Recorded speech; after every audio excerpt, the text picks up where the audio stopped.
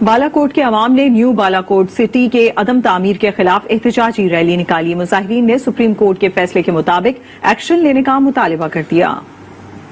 مزید تفصیلات جانتے ہیں اس وقت احتجاج میں موجود پشاور کی بیورو چیف فرزانہ علی سے۔ جی فرزانہ۔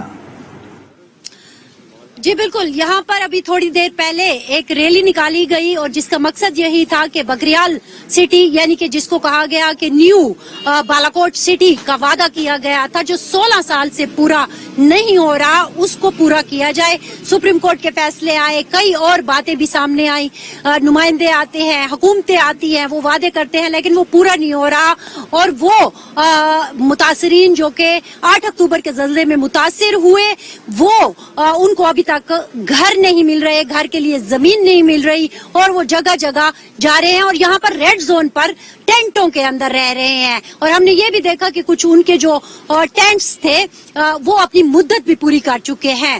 بہرحال وہ ٹین کے ڈبے ہی ایک قسم کے ہو گئے ہیں جس میں اب وہ سردیاں اور گرمیاں گزارے ہیں۔ تو یہاں پر کچھ لوگ موجود ہیں، ان سے بات کرتے ہیں کہ وہ کیا کہتے ہیں۔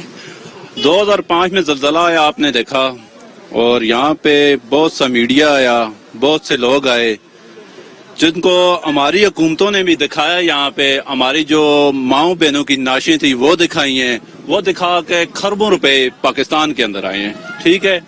وہ پیسہ اس کے بعد کدھر گیا ہمیں نہیں معلوم، ہمیں ہمارا حق آج تک نہیں ملا۔ ہاں اتنا ضرور ملا ہے، کچھ جو ہماری مائیں بہنیں شہید ہوئی ہیں ان کے کچھ 1,75,000 کچھ اس طرح پیسے ملے ہیں، یہ ملے ہیں۔ اس کے باوجود جو خربوں روپے آئے ہیں، ایک وعدہ ہوا تھا حکومت کا کہ ہم آپ کو اس طرح کی ایک سٹی بنا کر دیں گے جو بکریال سٹی کے نام سے ہے، وہاں پہ وہ بنے گی جو ہائی لیول کی سٹی ہوگی، لیکن اس کو دیکھتے دیکھتے آج 16 سال ہو گئے ہیں۔ 16 سال ہو گئے ہیں، میرے خیال سے 2005 جب زلزلہ آیا میں 8ویں جماعت میں تھا، اب میں جوان ہو گیا ہوں، ٹھیک ہے۔ اسی طرح اگر دیکھا جائے تو جو ہمارے بزرگ تھے، جو بڑے بوڑھے تھے، وہ اپنا حق کہ آج بکریال ملے گا، آج پیسے ملیں گے، آج پلاٹ ملے گا، اس راہ کو دیکھتے دیکھتے وہ دنیا سے ہی چلے گئے ہیں، ٹھیک ہے۔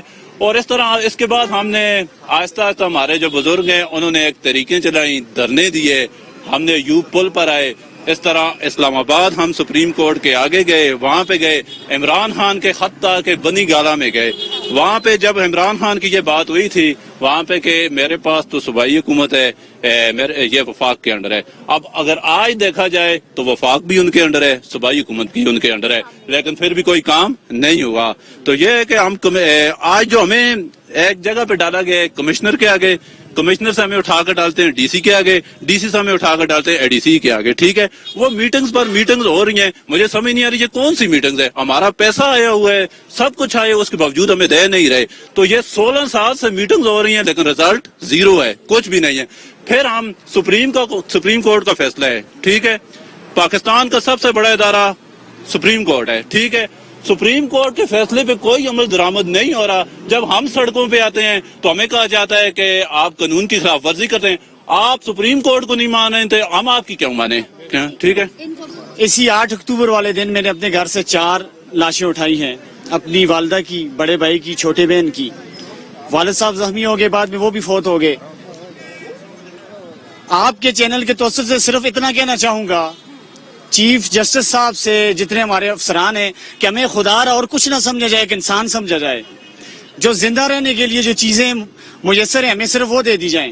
یہاں پہ یقین مانیں یہ سیاحوں کا علاقہ ہے، یہاں پہ سیاح آتے ہیں، اگر کسی کا ایکسیڈنٹ ہو جاتا ہے، جب ہماری ماں بہن کسی کو رات کو تکلیف ہوتی ہے تو ہم اسپتال میں لے کے جاتے ہیں، MBBS ڈاکٹر بیٹھا صرف ایک لائن لکھتے ہیں، ریفر ٹو مانسیرا، بس، اور وہ بری ذمہ ہو جاتا ہے۔ ابھی کچھ دیر قبل یہ بات ہوئی تھی کہ ہمارے لوگوں کا کہنا تھا کہ ہمارے MP ہے یہ میں نے عمران خان صاحب کو نہیں بتا رہے، تو ان کو بتانے کی ضرورت ہی نہیں ہے۔ عمران خان خود یہاں کئی بار زلزلے کے بعد یہاں آئے ہیں، انہوں نے تباہی کے جو مناظر جو بھی ہمارے ساتھ سچویشن ہوئی ہے وہ عمران خان صاحب نے اپنی آنکھوں سے دیکھا ہے۔